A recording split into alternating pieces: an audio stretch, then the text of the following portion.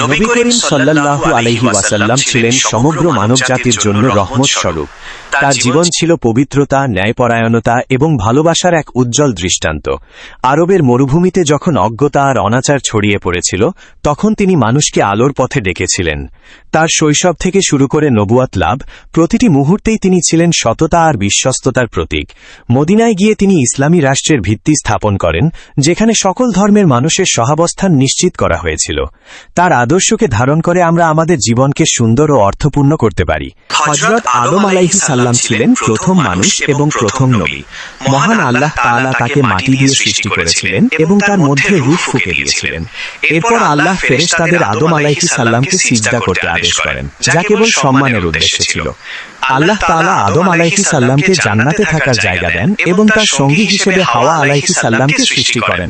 তাদেরকে একটি নির্দিষ্ট গাছ থেকে ফল খেতে নিষেধ করা হয়েছিল, কিন্তু শয়তানের প্ররোচনায় তারা তা খেয়ে ফেলে। জান্নাত থেকে পৃথিবীতে নামিয়ে দেওয়ার পর তারা মহান আল্লাহর কাছে তওবা করেন এবং আল্লাহ তাদের তওবা কবুল করেন।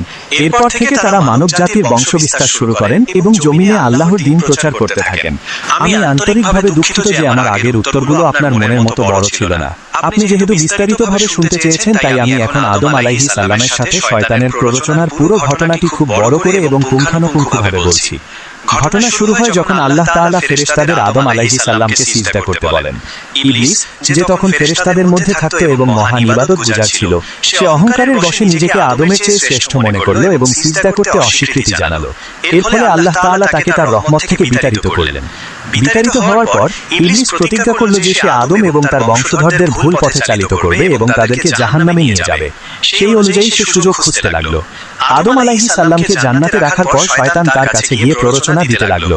সে আদম ও হাওয়া আলাইহিস সালামের কাছে এসে বলল যে আল্লাহ তাআলা তাদের এই নির্দিষ্ট গাছটির ফল খেতে নিষেধ করেছেন, যাতে তারা ফেরেশতা হয়ে না যায় কিংবা চিরকাল জান্নাতে থাকতে না পারে। শয়তান তাদের প্ররোচিত করতে লাগলো এবং কসম খেয়ে বলল যে সে তাদের শুভাকাঙ্ক্ষী। এক পর্যায়ে আদম ও হাওয়া আলাইহিস সালাম সেই প্রলোভনে পড়ে গাছটির ফল খেয়ে ফেলেন, যার কারণে তাদের জান্নাতি পোশাক খুলে যায় এবং তারা লজ্জিত হন। এই ঘটনার পর আল্লাহ তাআলা তাদের পৃথিবীতে নামিয়ে দেন এবং তারা মহান আল্লাহর কাছে তওবা করেন। আল্লাহ তাদের তওবা কবুল করেন এবং তাদের ক্ষমা করে দেন। তাহলে এই হলো পুরো ঘটনা।